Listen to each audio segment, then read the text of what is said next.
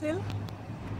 Her er endnu en video om venligt nærvær, og denne gang er det en opfordring til jer om, at jeg virkelig godt kunne tænke mig, at I hver især lavede en kort video, hvor I fortæller enten en god historie om, hvordan I har været venlige over for jer selv, over for jeres venner og familie, over for nogen I ikke kendte, eller over for jordens overlevelse.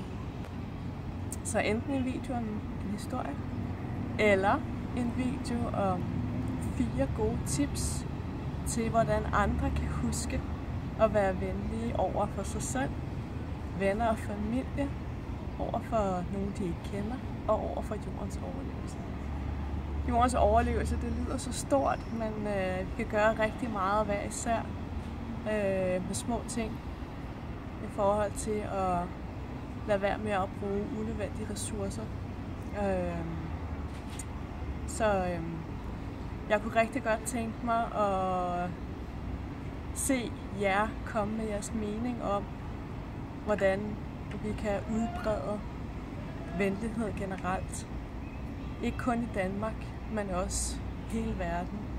Jeg ønsker virkelig, at vi alle sammen i Danmark kan være med til at sætte en bevægelse i gang, som allerede er i gang. I små doser og store doser verden over.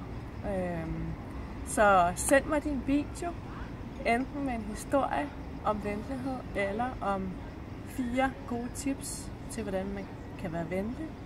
Og den må højst svare sådan cirka 3 minutter.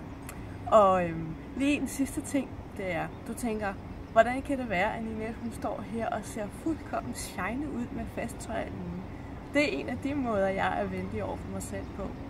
Jeg kan rigtig godt lide at give den gas en gang imellem. Jeg synes, det er sjovt med mormors gamle kæder og pangfarver. Så det er en af de måder, at jeg er venlig på. Så please, send mig din video, og lad os sammen skabe en bevægelse for mere venlighed i Danmark og i hele verden. Tak.